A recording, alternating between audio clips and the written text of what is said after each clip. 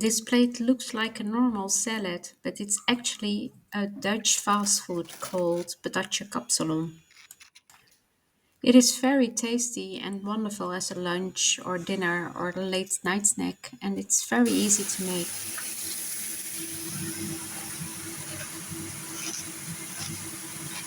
It is actually kebab combined with a salad and fries, but it's all layered up.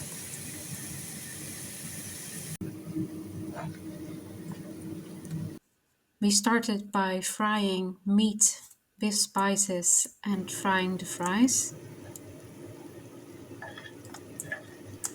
We prepared a salad and layered fries, meat, cheese, and salad on top with lots of garlic sauce. I'm a small eater, so don't be fooled by the size of my plate. Normally, patatje kapsalon is filled with lots and lots of stuff, and it's very savory. So I hope you enjoy. Just prepare it your own way and have fun with this Dutch fast food. Thanks for watching.